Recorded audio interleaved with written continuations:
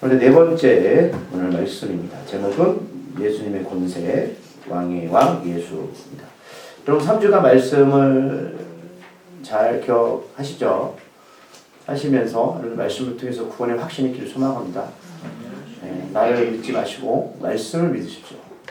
말씀을 신뢰하시고 말씀 가운데 행하는 자가 되시기를 정말 소망합니다. 우리가 이 자리에 나온 이유는 그 말씀된 예수와 하나님 아버지 성령 삼일체 우리 하나님을 만나기 위해서입니다. 자, 오늘 이제 요한계시록 제가 한번 지금도 생명사문 계속 나오고 있고요. 여러분들이 수 예배 때도 줌으로 들어오시면 들어오셔서 여러분 생명사 말씀 공부하시기 바랍니다. 네. 제가 나중에 한번 요한계시록 가지고 강의 설교할 건데 이번 주 다음 주 마지막까지 요한계시록 가지고 말씀을 나눌 겁니다. 제가 목의 상태를 좀 좋지 이해해 주시고 하도 소리를 질렀더니 사는 게 쉽지 않습니다. 오늘 그 요한계시록 말씀은 누가 기록했습니까? 사도 요한이 기록했죠. 뭐 그런 사람이 있습니다. 근데 제가 말씀을 준비하면서 그런 생각이 문득 들었어요. 하나님은 그 12명의 제자 가운데 왜 요한에게 이 마지막 우리 신약의 마지막 요한계시록을 기록하게 했을까? 우리가 잘 알지만 가룟 유다는 예수를 팔고 몽에 따라 죽었고 나머지 10명의 제자들은 부활된 예수를 만나고 다 순교했습니다. 그런데 끝까지 사도 요한은 배반자죠. 살아남아서 이렇게 요한계시록을 기록했는데 제가 궁금했습니다. 도대체 이 사람은 누굴까? 라는 거죠. 하나님은 모든 사람을 사랑하지만 하나님은 모든 사람에게 사명을 주진 않습니다. 그 중에 특별하게 사랑하는 사람이 있다는 사실입니다. 저는 우리 모두가 하나님 앞에 특별히 사랑받는 사람이 되기를 소망합니다. 그러면 그건 어쩔 수 없습니다. 하나님은 모든 사람들한테 사명을 주시지 않습니다. 왜요? 그건 놀라운 일이거든요. 그렇다면 하나님 마음에 합한 자들한테 그 소명을 주신다는 거죠. 그래서 저는 요한이 누군지 참 궁금했고 좀 살펴봤습니다. 먼저 본문에 들어가기 전에 이 사람을 살펴보죠. 왜 이 사람은 하나님께 특별히 사랑을 받은 사람이었을까? 이 사도 요한이 예수를 만난 건 20대 중반 때였습니다. 중반 때였고 오늘 요한계시록을 기록한 나이는 80대 중반에서 90대 초반 한 60년의 세월이 흐른 거예요. 그러면 여기서 60년 동안 예수 믿으신 분도 계실 것 같아요. 그러면 60년 동안 예수 믿는 것도 놀라운데 마지막 요한계시록 기록한 이 사도 요한 그가 처음에 예수를 만난 건 그 형제 야고보와 함께 물고기 잡다가 만났습니다.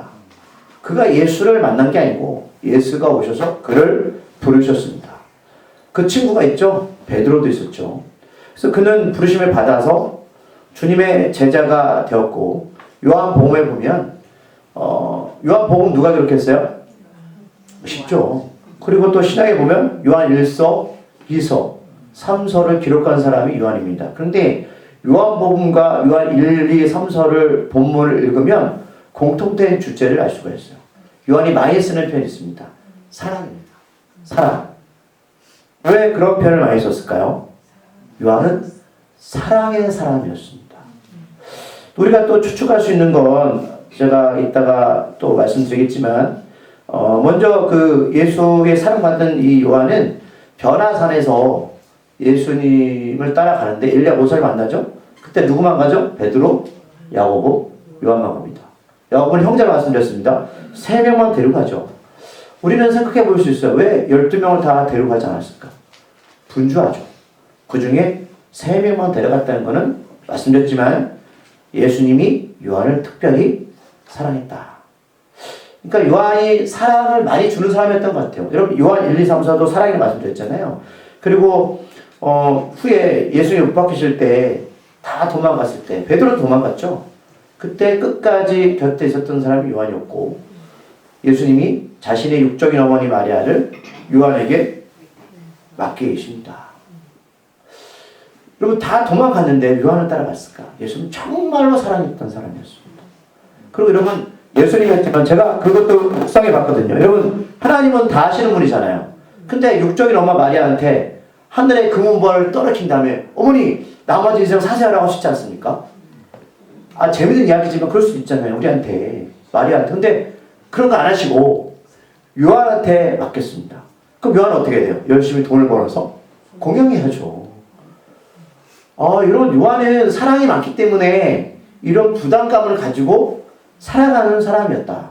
여러분, 교회 공동체도 마찬가지입니다. 사랑이 많은 사람이 힘들어요. 힘들지 않겠습니까? 사랑이 많다는 건 늘 챙겨줘야 되고요. 늘 섬겨줘야 되는 겁니다. 교회 와도 들어와도 무엇인가 봐야 되고 부족한 게 있는 다 라는 것들을, 여러분, 사랑이 많기 때문에 하는 건, 사랑이 없으면, 사랑은 관심이잖아요. 관심이 없으면 하지 않아요. 보이지도 않고. 그러니까 요한은 이렇게 사랑 때문에 예수님의 어머니 마리아까지 옆에서 섬겼던 사람이었어요. 그리고 예수님이 부활하셨을 때 같이 만났고 쭉 살다가 오순절날까지 성령 경험했고, 그 다음에 그 사도과 같이 예루살렘에서 그 제자들이 예수님의 그 교회를 세우는 역할까지 감당했고, 결론은 오늘 요한 1, 2, 3서까지 기록하다가 늦게까지 살다가, 그래서 80대 중반 90대 초반까지 살다가 요한계시록을 기록했던 사람이 됐습니다. 그래서 전세기 하면 요한이 나이를 먹어서 제자들이 다 죽었잖아요. 그래서 이제 교회가 세워지는데 사람들이 예수님의 말씀을 듣고 싶었어요. 근데 그때는 성경이 없으니까. 그러면 예수님의 말씀을 누가 듣겠습니까? 마지막 살아있는 사도 요한이잖아요. 그래서 요한을 이제 그 노인네를 끌어다 온 거죠. 힘도 없어요. 그래가지고 사도 요한님, 예수님이 우리에게 해주셨던 말씀을 전해주세요 라고 이렇게 요청을 했을 때 사도 요한이 딱 한마디 했습니다. 예수님이 말씀하셨습니다. 서로 사랑하십시오.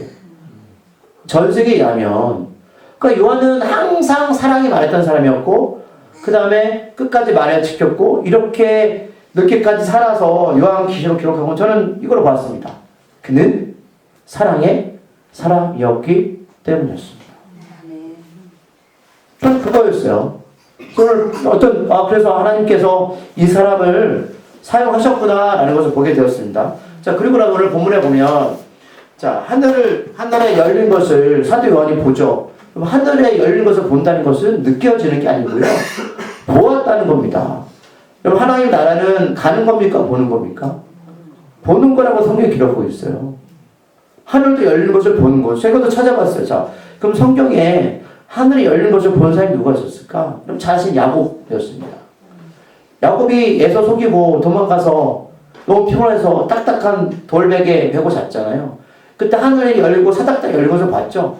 사닥다리 하늘과 땅이 연결인데, 그럼 그때 봤던 그 상황은 여러분 야곱은 고통의 순간에 본 거죠. 또 에스겔서도 여러분 이스라엘 백성들이 포로로 끌려가서 바벨론 포로로 끌려갔을 때 에스겔이 성경에 보니까 하늘이 열리는 것을 봤다고 성경 기록하고 있어요. 그 다음에 마태복음에 보면 예수님이 세례 받을 때 하늘 열리고, 그럼 예수님이 세례 왜 받은지 아세요? 죽으려고 받으신 거예요. 근데 제가 보니까 또 사도행전 7장에 스데반이 순교할 때 하늘 열리는 걸 보잖아요. 이 네 가지의 공통 특징이 뭔지 아십니까? 광야에서 봤습니다. 어려울 때 봤다는 거, 하늘 열리는 거를. 그렇구나. 하늘 열리는 것은 아무나 보는 게 아니고 이 광야의 생활성 가운데 하나님을 갈망하는 자를 보는 걸 제가 경험했어요. 하늘이 열리는 걸 보기를 원하십니까? 저는 보기를 원합니다. 그리고 물리적인 건 뭐냐면 창세기 1장 1절에 하나님이 하늘을 만드셨고 또 하나님 영광을 선포한 것이 하늘입니다. 우리가 여러분 나중에 갈 곳이 어디예요? 하늘이잖아요. 그러니까 하늘은 단순하게 여러분 우리가 보는 하나님만 계신 곳이 아니라 이 땅의 사람들이 신앙생활 하면서 하늘이 열린 것을 경험을 했더라고요. 그래서 오늘 사도 요한이 내가 하늘이 열린 것을 보았다. 11절 보니까 뭘 봤습니까? 백마가 탄 것을 보죠. 백마는 2000년 전에 황제가 전쟁에서 승리할 때 타고 오는 게 백마입니다. 그러니까 사람들이 전쟁에 났다. 그러면 황제가 백마를 타고 오는 것을 보면 전쟁에서 승리하는 것을 아는 거예요. 이거는 승리가 예수를 표현하는 거죠. 근데 그 이름이 있는데 그 이름이 뭐냐면 충신과 진실이에요. 근데 찾아봤더니 여러분 충신과 진실이 뭐냐면 믿음이라는 단어에 다 포함되어 있는 겁니다. 자, 믿음이 뭐냐면 교회 열심히 다닌다는 게 아니라 하나님을 신실하게 성실하게 믿는 게 믿음이라는 겁니다. 믿음, 예수를 믿는 게 뭐죠? 성실한 겁니다. 예수를 믿는 게 뭐죠? 하나님을 신뢰하는 겁니다. 믿음이 뭐죠? 하나님을 내 마음으로 모시고 중심으로 사랑하는 사람을 말합니다. 그게 예수를 믿는 게 믿음이래요. 그게 바로. 이 안에 포함되어 있는 겁니다. 그러면 사도 요한이 본 게 뭐냐면 그 믿음으로 그 예수의 이름 안에 있는 그 믿음을 본 겁니다. 근데 그분이 어떻게 싸웠냐면 공의로 싸우셨답니다. 공의는 정의와 심판입니다. 정의는 옳고 그름입니다. 그럼 하나님 말씀하시는 옳고 그름의 규제는 뭘까요? 말씀입니다. 그걸로 싸우시고 승리하셨답니다.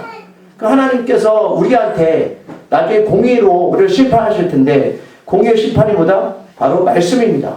이 싸움은 마귀 공중권세 잡은 자들과 싸움이었겠죠.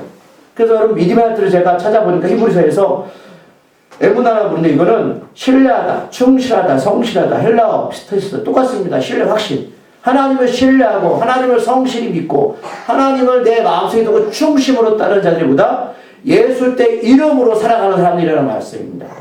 이런 자들이 공의에서 승리할 수 있습니다. 이 마지막 때에 또 우리가 죽음 앞에서 승리할 수 있는 것보다 믿음밖에 없다는 거예요. 그래서 12절에 보니까 예수의 눈은 불꽃 같다. 불꽃 같다는 게 뭐냐면 사물의 본질과 인간의 마음을 꿰뚫는 것을 말하는 거예요. 하나님은 우리의 마음을 꿰뚫어 보십니다. 하나님은 우리의 신령 가운데 있는 그 생각과 마음의 신앙의 자세가 어떤지를 지금도 감찰하고 계시다는 겁니다. 그 불꽃 같은 눈으로. 그래서 그 머리에는 많은 관들이 있는데 이건 뭐냐면 멸류관은 옛날에 고대시대 때 승리자들에게 주었던 거잖아요. 바울서님도 우리 고백했죠. 나는 위의 멸류관을 나는 찾는다. 그건 영원하기 때문에 생명의 멸류관. 이걸 사모하셔야죠. 생명의 위의 멸류관을 사모하셔야죠. 이것도 없이 어떻게 신앙생활을 했습니까? 그저 어떻게 되는 거야. 그냥 은혜로 구원받는 거니까. 그럼 하나님은 여러분 우리를 그렇게 부르지 않으셨습니다. 여러분 특별히 사랑받는 사람 되기를 소망합니다. 정말 하나님이 누구를 찾으실 때에 베드로, 야고보, 요한처럼 야 내가 널 사용하겠다. 이런 믿음으로 우리가 신앙생활 되지 않겠습니까? 그리고 또 그 이름 쓴 것이 있는데 여러분 이름이라는 오늘 이 이름이라는 글자가 11절, 12절, 13절 계속 16절, 11, 14, 16절 반복하고 있어요. 왜 그럴까? 예수의 이름 우리가 어디에 기록돼야 됩니까? 생명체에 기록되어야죠. 이름이. 하나님은 이름에 대해서 그렇게 집중하시는데 이름은 2000년 전에 유대인들 사이에서 이름이 뭐냐? 누굴 부르면 그 사람의 인격과 비전이 나타나는 거예요. 그러니까 우리가 누굴 부르면 생각나잖아요. 그래도 우리 누구 하면 우리 교회 공동체 생각나지 않습니까? 그분이 어떤 분인지. 그런 분이야. 그분은 그런 분이야. 그럼 하나님 똑같다는 거예요. 우리를 볼 때 김일중 그룹 하나님 보실 때 이 목사는 하나님 앞에 이런 존재구나. 라는 것들 하나님의 인식을 갖고 계시다는 거예요. 그러니까 사도 요한은 뭐라고요? 사랑해, 사랑. 이것처럼 하나님도 우리를 바라보실 때 그 이름을 통해서 기억하신다.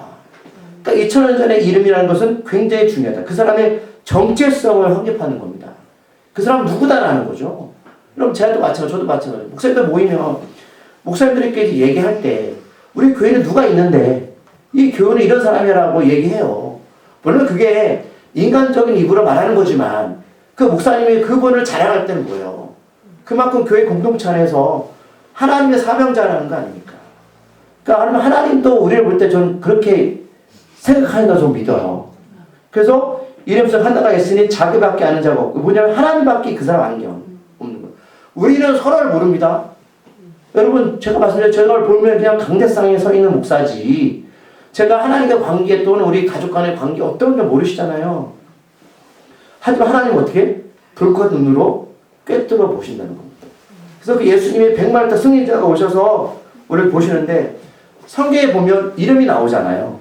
하나님이 아브라함을 아브라함 만드시고 열국의 아버지를 만드시고 그 다음에 야곱 속이는 자에서 이스라엘 하나님이 인도할 받는 자를 만드시고 그리고 하나님께서 모세가 하나님께 물어봤습니다. 하나님이 누구십니까? 그랬더니 하나님 난 스스로 있는 자다. 하나님 내가 누군지를 정확히 아시는 분이에요. 또 우리는 모르죠. 인생이 뭔지 모르잖아요. 우리가 자녀가 어떻게 될지 우리 인생이 미래가 어떻게 될지 모르죠. 하지만 하나님은 자기가 누군지를 알기 때문에 인도하신다는 거예요. 자, 그래서 13절 보면 그분은 그가 피 뿌린 옷을 입었는데 그러니까 이름의 뜻이 뭐예요? 피를 뿌렸다. 그러니까 왜 피를 뿌렸죠? 죄사함, 피 흘림 없은즉 죄 용서함이 없습니다. 그럼 희생이 없으면 구원받을 수 없습니다. 대성물된 예수께서 스스로 자기가 십자가의 죽음으로 말미암아 피를 흘리시고 우리를 구원하셨습니다. 그거는 구약 때부터 우리가 이해했잖아요. 장막에서 소나 양의 피를 흘리고 말미암아. 그럼 은혜는 그냥 얻어진 게 아니라 몸값과 바꾼 겁니다. 생명과. 누가 하나님이 죽으셨습니다. 우리가 성탄절을 우리가 기억하지만 예수는 살려고 이 땅에 오신 게 아닙니다. 죽으려고 왔습니다. 어떤 부모가 생명을 이 땅에 보내면서 죽이려고 보내는 부모가 어디 있겠습니까? 그런 부모는 이상한 부모죠. 그러나 하나님은 자기가 이 땅에 죽으려고 왔대요. 이거 우리가 어떻게 이해할 수 있습니까? 이해할 수 없습니다. 하나님 은혜 주셔야 됩니다. 그러면 그걸 이해하는 순간 우리 삶이 달라지겠죠.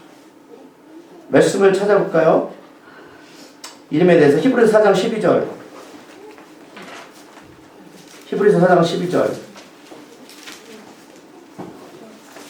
읽었던 말씀입니다.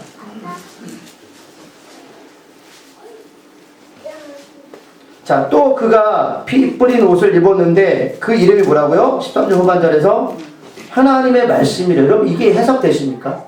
근데 이게 하나님의 말씀이라는 뜻이 예수 그리스도라는 이름을 알지만 그의 이름은 예수 그리스도시라라고 여러분 13절에 기록해도 되죠. 근데 여기서 뭐라고 말씀하겠다고? 예수님의 이름이 하나님의 말씀이라는데 유일하게 모든 성경 가운데 여기만 기록되어 있습니다. 그러면 히브리서 4장 12절 우리가 2025년도 저희 표고 말씀 읽어볼까요? 하나님의 말씀은 살아있고 활력이 있어 자의 날씨는 어떤 검보다도 예리하여 혼과 영과 및 관절과 골수를 찔러 쪼기까지 하며 또 마음의 생각과 뜻을 판단하나니 아멘. 여러분 살아있다는 뜻이 뭐죠? 우리 인간의 생물은 심장이 뛰고 뇌가 살아있는 게 살아있잖아요. 근데 성경에 기록된 말씀이 살아있는 거 맞습니까? 이건 문자죠. 문자는 살아있지 않습니다. 그러면 문자가 어떻게 살아나는지 아십니까? 이 문자가 하나님과 예수님이라는 사실이 믿어질 때입니다. 그러면 이 말씀이 사라져 있는 건 놀라운 사실은 이 살아있는 말씀이 누군가에게 들어가면 병도 치유하고요. 그 사람이 영생까지 생명까지 구한답니다. 이게 살아있는 거죠. 그냥 우리가 이 사실을 그냥 글로 읽어버리면 이거는 살아있는 게 아니라 문자죠. 이게 살아있는 겁니까? 그러면 제가 묻고 싶은데 여러분 이 말씀 여러분 살아계십니까? 여러분 안에서? 근데 성경 뭐라고 말씀하고 있다고요? 하나님의 말씀은 살아있고 아까 읽었던 요한계시록에서 자 예수님이 이름이 하나님의 말씀이랍니다. 그러면 누군가 우리한테 나도 하나님을 보여주면 예수 믿겠어라는 사람한테 우리가 어떻게 반응하는 게 맞을까요? 그렇죠. 말씀을 설명해 줘야죠. 그럼 저도 하나님 보일 수 있어도 하나님 본 적 없습니다. 그런데 우리가 누가 그들한테 자 하나님 여기 계셔. 아 이거 글이지 이게 어떻게 살아있습니까? 그런데 이 말씀이 예수의 말씀이 하나님이시니 또 말씀에 요한계시록 13장에 말씀하고 있잖아요. 그의 이름은 예수님의 이름 하나님의 말씀이다. 그럼 말씀을 내가 살아있는 상태에서 이것을 그들한테 전해주면 그 말씀이 살아있어서 활력이 있다는 움직인다는 거죠. 활력이 있다, 생명이 있다, 생명체다. 그럼 백신도 살아있는 거 맞아야 되잖아요. 우리는 그 말씀이 들어오면 그 말씀 우리 살아있어서 우리 세포를 활성화시키고 병도 고치고 생명도 구한답니다. 그리고 좌우의 날선 어떤 검보다도 예리해서 혼, 영. 이거 설명해 드렸는데 사람은 영이 있고 혼이 있습니다. 근데 영은 악한 영의 지배를 받고 성령의 지배를 받고 혼. 그래서 사람이 마음과 생각이 바뀌어지는 거예요. 영과 혼과 및 관절이 뭐죠? 뼈, 골수에서 뭐가 나옵니까? 피를 생성하죠. 그럼 뼈에서 피를 생성하지 않으면 사람 죽는 거예요. 그래서 백혈병 걸리면 뭐죠? 골수에서 피부가 성이시켜주잖아요. 그러면 성경은 놀랍습니다. 이게 다 뭐예요? 생명이라는 거죠. 영적으로 육적으로. 이것까지 쪼갠답니다. 쪼갠다는 게 뭐예요? 우리를 있잖아요. 심령을 쪼갠다는 건 우리를 어둠에서 깨닫게 하는 거잖아요. 병도 쪼개고 질병도 쪼개고 자, 또 마음의 생각과 뜻을 판단한다. 우리가 어떻게 살아갈지. 하나님 이게 맞습니까? 저게 맞습니까? 하나님 우리가 아이를 키우는데 어떻게 키우는 게 맞죠? 저도 몰라요. 그러나 말씀은 아신답니다. 그 말씀이 아이들 속에 들어가면 우리의 삶을 하나님의 아이들이 인도합니다. 우리 기업체, 사업체, 우리 생각 어떻게 살아갑니까? 그럼 미래에 예측할 수 있습니까? 없어요. 근데 말씀이 인도하신답니다. 그러니까 우리가 어렵게 힘들 때는 말씀에 집중하시고 말씀을 기도하시고 말씀에 애를 써야 되는데 그래서 구약에 하나님 뭐라고 말씀하셨어요? 너 말씀을 이마에 미간에서 외우고 어느 곳에 말씀을 둬라. 복 주려고 하는데 근데 그 다음 우리가 삶을 통해서 증거해야 되잖아요. 그래서 그 이름은 예수님 이름 말씀이랍니다. 말씀을 통해서 하나님 알 수 있는 것이고 말씀을 통해 예수님 아는 거지. 그 말씀이 오시는 거죠. 하나님 우리 어떻게 심판하신다고요? 말씀으로요. 말씀으로 심판하실 겁니다. 14절 보니까 하늘에 있는 군대들, 이건 천사들을 말합니다. 아, 하늘에는 천사들이 있구나. 우리 수호천사 제가 농담하라고 말씀드렸습니다. 성경에 기록되어 있죠. 네가 누군가를 정죄하면 그 천사한테 하나님께 그대로 고할 거야. 그럼 우리가 악하게 살지 말아야 되는 건 천사들이 다 보고 있다는 거죠. 희고 깨끗한 생옷옷을 입고 예수님의 피로 구원받은 사람이니까 예수님 오실 때 누가 있냐면 천사들이 있고 그 다음에 구원받은 사람들이 있고 그러니까 예수님 혼자 오시는 게 아닙니다. 먼저 죽은 자들, 먼저 예수 곁에 간 자들이 같이 내려오는 겁니다. 그들이 누구를 맞으러? 이 땅에 재림하실 때 산자들을 맞으러 오는 거예요. 그때 타고 그를 따르더라 라는 겁니다. 그렇구나. 이렇게 주님의 재림 때 이런 일이 벌어지겠구나. 근데 그때 예수를 믿지 않는 자들이 이런다 말씀드렸습니다. 그러면 그들은 두 번째 죽음을 맞아야 될 것이다. 불못에 던져질 것이다 라는 겁니다. 영원히 라는 거죠. 자 15절 그의 입에서 아까 읽었던 예리한 검, 아까 읽었죠. 하나님의 말씀은 살아있다, 활력 있다. 하나님의 말씀은 검이라는 겁니다. 우리를 쪼갠다는 거예요. 우리 심령을. 자, 검이 나오는데 그것으로 이제 세계를 하나님께서 심판하실 텐데, 근데 그것으로 만국을 치겠다, 세상을 치겠다는 겁니다. 말씀으로. 하나님이 세상을 치는 그 전제 조건이 뭐라고요? 기준이? 말씀으로 치겠다는 거예요. 다른 거 안 하면도 착하게 많이 했다? 뭐 나쁜 일 이거 아닙니다. 말씀으로 치겠다는 겁니다. 두 번째, 그들을 철장으로 다시. 철장이 뭐냐면 권력 권세를 말합니다. 하나님은 예수 우리의 왕 대신 왕입니다. 왕 대신 예수께서 권력 권세로 이 땅을 다스리시겠다. 하나님의 나라 천년 왕국이 시작되는 거죠. 하나님 나라가 완전하게 이루어지는 겁니다. 이 땅은 부분적인 나라죠. 그래서 힘든 거죠. 질병도 있고 고통도 있습니다. 하지만 예수가 다시 오실 때 그 나라는 아프지도 않고 겁도 없고 질병도 없습니다. 근데 반대로 불못에 던져지는다든요. 영생토록 고통이 겪는 거죠. 여러분 이 땅에 사는 고통은요 비교할 수도 없습니다. 정말입니다, 여러분. 정말 잘 믿으셔야 됩니다. 죽으면 다시는 기회는 없습니다. 자, 하나님 친히 하나님 곧 전능하신 이의 맹렬한 진노의 포도주 틀을 받겠고, 제가 수요일에 말씀드렸습니다. 이게 뭐냐면 여러분 포도주를 옛날에 짤 때 어떻게 짜냐면 포도주 틀로 짜잖아요. 여러분 생각해 보세요. 우리가 포도를 생각해 보시고 포도 틀에 쌓이면 고통이 어떻게 되겠습니까? 엄청나죠. 완전히 으스러 버리라는 겁니다. 하나님께서 그들을 포도 틀로 포도주를 짜듯이 완전히 밟아버린답니다. 그럼 이거는 그냥 공상과학 영어가 아니에요. 제가 다시 말씀드리지만. 그래서 하나님께서 말씀으로 세상을 심판하실 거고, 말씀으로 권력과 권세를 다스릴 것이고, 말씀으로 이 세상에 믿지 않는 자를 밟아버릴 겁니다. 그러면 여러분 말씀이 없다면 어떻게 될까요? 문제는 그거잖아요. 우리 안에 말씀이 없다면.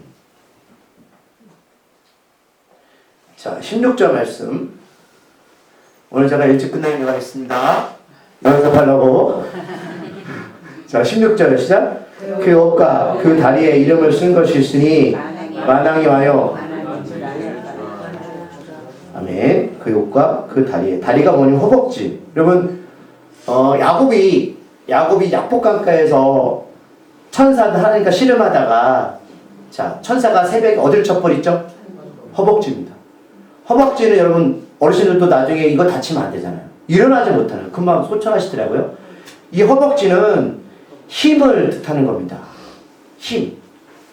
예수님 어디다가 그 옷과 그 힘이 있는 그 원천에 있다는 겁니다. 그러니까 하나님이 야곱의 골반을 쳤다는 건 그거예요. 네가 20년 동안 형 에서 속이고 삼촌 라반 집에 지내다가 아직도 변화가 안 된 겁니다.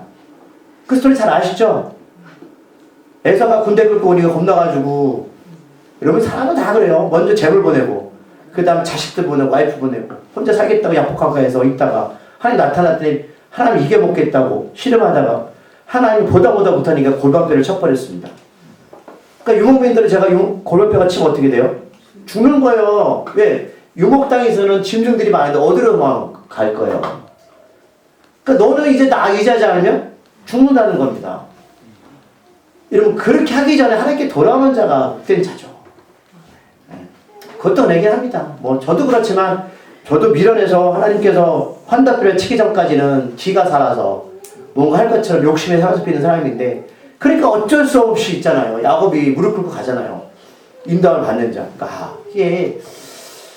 이게 참 알면서 쉽지 않구나. 이스라엘 백성들처럼. 그때 이름이 뭐라고 써져 있다고요? 만왕의 왕이요. 왕 중의 왕이요. 모든 세상의 주인이시다. 여러분 우리의 삶의 주인이 누구시다? 예수님. 내 자녀의 주인이 누굽니까? 내 게 아닙니다. 하나님 거지. 예수님의 주인 되시고 제가 여러분 말씀드리잖아요. 자, 목사님 성공할 수 있는 비결이 뭡니까? 이게 단 한 가지입니다. 하나님께 다 들으십시오. 하나님 이 터전은 하나님 것입니다. 한국의 소리가 아니고요. 하나님께서 인도해 주시고 하나님이 쓰겠습니다. 그럼 하나님이 뭐라고 말씀하시겠어요? 하나님께 왜 사도를 왜 쓰셨겠어요? 그래? 그럼 그게 복 받는 비결인데 복신앙도 아니고 근데 여전히 우리가 주인 되니까 안 되는 거죠. 이해를 갑니다. 저도 그러니까 하나님은 다 하나님 주인 되신 그게 예수 믿는 거 아니겠습니까? 여러분 이제 말씀 정리하면 그렇습니다. 오늘 한 일부이긴 하지만 오늘 그 말함된 예수를 지금 사도 요한이 직접 보고 있다는 사실이고 이런 일들이 이제 일어날 겁니다. 그리고 하나님 왜 요한을 쓰셨을까? 그는 사랑의 사람이었구나. 여러분 2025년도 모두 하나님께 쓰임받은 사람들을 소망합니다. 여러분 시간이 많잖아요. 여러분 굉장히 시간이 많을 것 같죠? 내가 마음먹으면 언제든 하나님 일을 할 수 있어 하실 것 같죠? 절대 그렇지 않습니다. 그게 되지가 않아요. 하여튼 오늘 내용은 그렇게 끝납니다. 다음 주도 제가 요한계시록 한 번 더 하고 이제 5번째 설교를 마치려고 합니다. 여러분도 예수를 보시기를 바랍니다. 하나님 보시고 말씀으로 더 새롭게 하나님 곁에서 신실하게 신뢰하게 살아가는 우리가 되었으면 좋겠습니다. 기도하시겠습니다. 하나님 우리가 정말 하나님의 사람들이 되기를 소망합니다. 주여 우리를 부르신 건 은혜 가운데 부르셨지만 우리도 사도 요한처럼 끝까지 하나님 일을 하는 사람이 되기를 소망합니다. 하나님께서 그를 사용한 이유가 있고 또 우리도 그 길을 같이 가기를 소망합니다. 예수님의 이름으로 기도드립니다.